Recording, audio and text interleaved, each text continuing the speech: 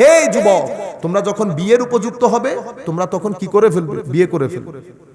প্রাপ্তবয়স্ক হওয়ার পরে বিয়ে করে ফেলতে বলছে। এখন আমরা টানতে টানতে টানতে টানতে লেখাপড়া শেষ করতে হবে, চাকরি লাগবে, এই লাগবে, সেই লাগবে করতে করতে 30-35 বছর করে ফেলবে। তাদের দৃষ্টিভঙ্গি হচ্ছে বিজ্ঞান যা বলে তা, বিজ্ঞানের বাইরে আর কোনো জ্ঞান নাই। এটার উপর ভিত্তি করে বাংলাদেশে এখন আল্লাহ না মানার সংখ্যা, দিন না মানার সংখ্যা দিনে দিনে বেড়ে যাচ্ছে। কলেজ বিশ্ববিদ্যালয়ে আপনি যাবেন, যারা বিশ্বাস করে তাদের ধারণা কিন্তু পোক্ত আর নাই। তারা কবরকে আর ভয় পাইতেছে না, আখেরাতকে আর ভয় পাইতেছে না। নতুবা এই পরিমাণ হারামখোরি কারো পক্ষে করা সম্ভব না। কেন? কারণ আখেরাতের প্রতি বিশ্বাসের যে গ্রিপ সেটা নষ্ট হয়ে যাচ্ছে। কিসের কারণে? দুনিয়ার কারণে। তাইলে এটা একটা বড় আক্রমণ। এই আক্রমণের মধ্যে দর্শনের বই, বিজ্ঞান, আধুনিকতা সব কাজে লেগেছে। আরেকটা হচ্ছে ইমানের দ্বিতীয় অংশের উপর, মুহাম্মদুর রাসূলুল্লাহ সাল্লাল্লাহু আলাইহি ওয়াসাল্লাম। এটা কি? এটা আমার নবীকে না মানা না, আমার নবীর ইশক, আদব, তাজিম, সাহাবায়ে কেরাম যেটা আমাদেরকে শিখিয়েছেন সেটার মধ্যে তালা লাগিয়ে দেওয়া। সেটার মধ্যে অনেক সফলতা এসেছে। আমাদের ছেলে পুলে দেখেন আপনি, ইশকে রাসূল, আদবে রাসূল, হুব্বে রাসূল, এই বিষয়গুলোর কোনো ডিসকাশনই হয় না। ঢাকা কেন্দ্রিক ভালো ভালো এলাকার যে মসজিদ, সেই মসজিদের মধ্যে মানে রোবট রোবট বক্তব্যগুলা কিসের? রোবটিক বক্তব্য। বুঝতে পেরেছেন? হৃদয়ের কোনো কানেকশন নাই, কারো চোখ ভিজে যায় না এখন আর। কারণ আপনি চোখ ভিজতে হলে, হৃদয়ের সাথে হৃদয়ের কানেকশন দিতে হলে আপনি তো শুধু জাহান্নামের কথা শোনাইতেছেন। আমার আল্লাহ কি শুধু জাহান্নামের কথা শোনাইছে? সম্মানিত উপস্থিতি, শানের সালতের উপর একটা বিশাল বড় হুমকি, এবং এটাকে টার্গেট করা হয়েছে। তৃতীয় যে আক্রমণ আমাদের উপর, সেটা হচ্ছে কালচারের নাম দিয়ে আমাদের অশ্লীলতা। এই পরিমাণ অশ্লীলতা, এবং আগামী 5-10 বছরে এটা কোথায় গিয়ে দাঁড়ায় আল্লাহ পাক ভালো জানেন। মনে রাখবেন, অশ্লীলতা যদি বেড়ে যায় সমাজের মধ্যে অস্থিরতা বেড়ে যাবে। অশ্লীলতা যদি বেড়ে যায় সমাজের মধ্যে বিয়ে প্রথা বন্ধ হয়ে যাবে অথবা কমে যাবে। অশ্লীলতা যদি বেড়ে যায় বিবাহ বিচ্ছেদ বেড়ে যাবে। অশ্লীলতা যদি বেড়ে যায় আপনার সমাজের মধ্যে ড্রাগ ডিলিং, তারপরে মদ খাওয়া, এই ছোট ছোট বাচ্চাদের গ্যাং, এগুলা বেড়ে যাবে। এগুলা সব কিছু কিসের সাথে সম্পৃক্ত? অশ্লীলতার সাথে। এই কারণে আমার নবী এবং কোরআন অশ্লীলতাকে চিরতরে বিদায় করার জন্য মহিলাদেরকে ড্রেস কোড সেট করে দিয়েছে, মহিলাদের গতিবিধিকে সংক্ষিপ্ত করেছে, পুরুষদের দৃষ্টি অবনত রাখতে বলেছে, পুরুষদেরকে নামাজ প্রাপ্তবয়স্ক হওয়ার পরে 7 বছর থেকে নামাজ পড়া শুরু করতে বলেছে। 10 বছরে তাদেরকে বাধ্য করতে বলা হয়েছে নামাজ পড়ার জন্য। কেন? আপনারা মনে করেছেন শরীয়ত পালনের জন্য। অবশ্যই শরীয়ত পালন করবে, কিন্তু আসল বিষয় সেটা না। আসল বিষয় হচ্ছে নফসের গায়ে ছাই দিয়ে নফসকে ধরে রাখার জন্য।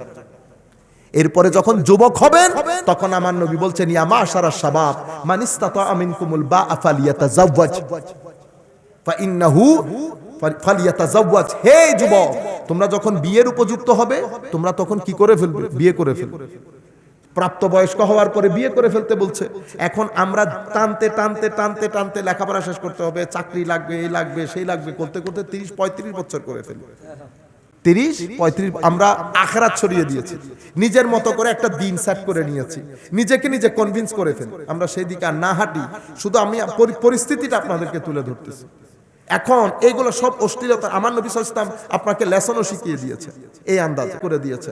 এবং শুধু অশ্লীলতাটা সমাজের মধ্যে না আসার জন্য, এবং আমাদের নসল, আমাদের পরিবার পরিজন, এটার পবিত্রতা রক্ষা করার জন্য।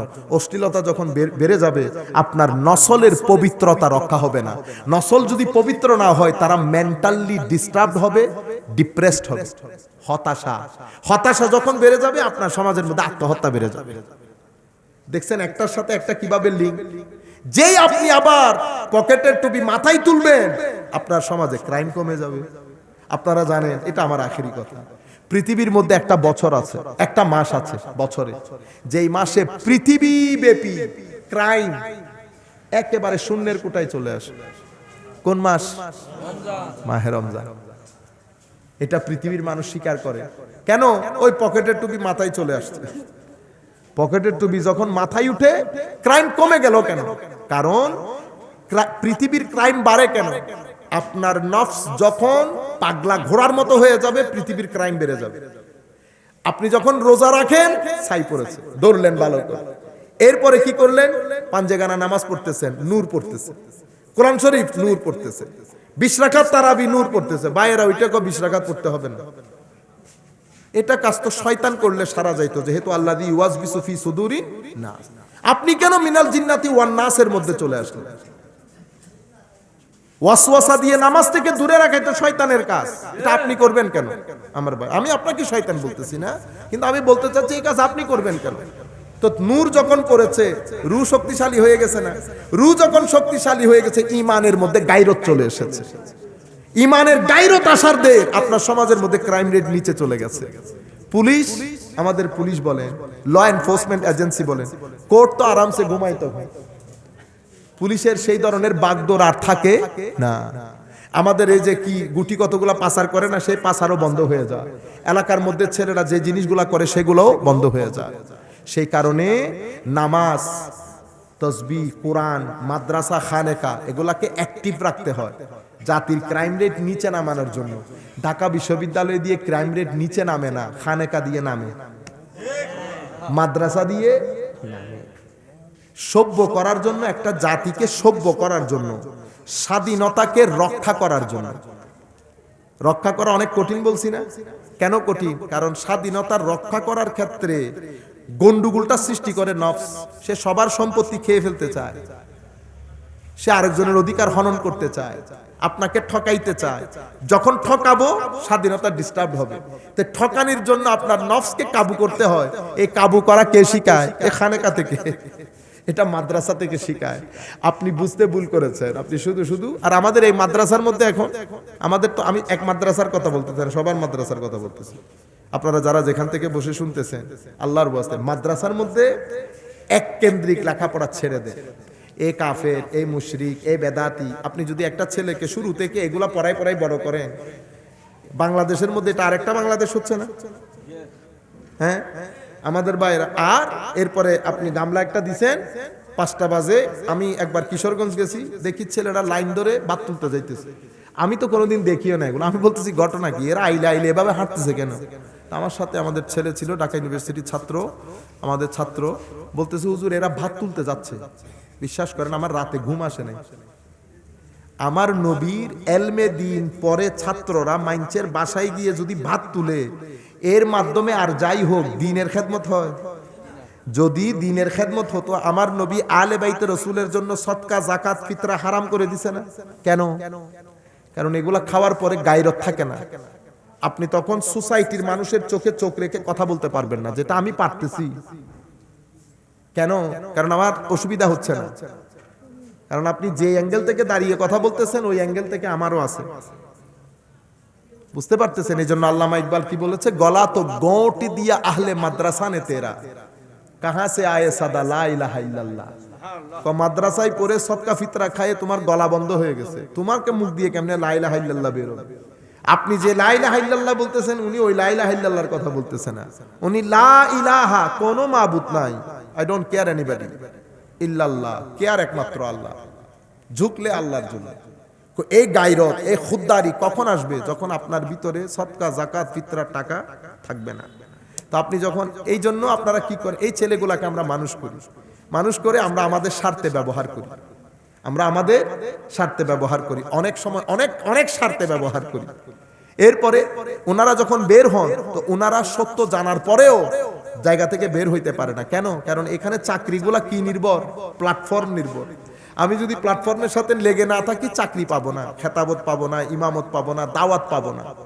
বুঝতে পেরেছেন? এই কারণে আমাদের আমি সমস্ত মাদ্রাসা, বুঝতে পারতেছেন তো আমি কি বলতেছি?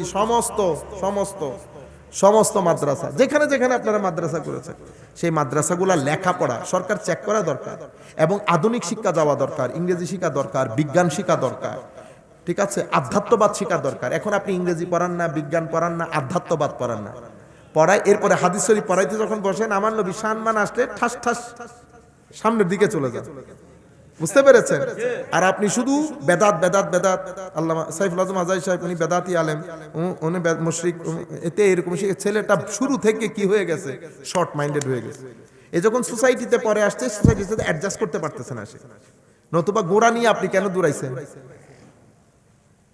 বুঝছেন আমি কি বলতেছি? গোড়া নিয়ে দেখছেন না দৌড়াইতেছে? যিনি গোড়া নিয়ে দৌড়াইতেছেন উনি জানেন এটা গোড়ার দৌড়, এটা কি গোড়ার যোগ? ও ভাই এক টিপের মধ্যে কেল্লাফতে হয়ে যাইতেছে। ও আপনি গোড়া বাদ দেন, করোনা আছে না, করোনা 1949 সনে, আমি যদি ভুল না করি 49 সনের কিতাব বইয়ের মধ্যে, আমার কাছে আছে বইটা ইংল্যান্ডের মধ্যে, সে বইয়ে লিখেছে যে আগামী শতাব্দীতে যুদ্ধক্ষেত্রেও হবে না, দেশেও হবে না, যুদ্ধ হবে ল্যাবে। কিসে? ল্যাব। ওই ল্যাবের মধ্যে গবেষণা করেন, ওই গবেষণা কেন্দ্রে। তো করোনার সাথে এটা মিলানোর জন্য একটা আর্টিকেল লিখছে একজনে, যে করোনা কি কারো মাধ্যমে তৈরি না ন্যাচারাল। এখনো পর্যন্ত মানুষ সন্দিহান এটা কারো মাধ্যমে তৈরি কিনা। এক করোনা পুরা পৃথিবীকে তেহেস নেহেস করে দিছে না? বুঝতে পেরেছেন? তা আপনি গোড়া নিয়ে দৌড় দিচ্ছেন কি কারণে? কারণ আপনি যেখানে লেখাপড়া করেছেন আপনাকে এটাই শিখিয়েছে। আপনি জানেনও না পৃথিবী এখন কোথায়। আল্লাহ রাব্বুল আলামিন আমাদের হামি ও নাসির হোক, মাওলাই করিম আমাদেরকে কবুল করুক। আল্লাহ রাব্বুল আলামিন সামগ্রিক পরিস্থিতি খেয়াল করে আমার নবীর ইশক, আলে বাইত রাসূলের ইশক, সাহাবায়ে কেরামের তাজিম, আউলিয়ায়ে কেরামের নিসবত, বড়দের সম্মান, মা বাবার সম্মান, এগুলা বজায় রেখে আল্লাহর রেজামন্দি অনুযায়ী চলার তৌফিক দান করুন। আমা আলাইহিল বালাগ। আসসালামু আলাইকুম।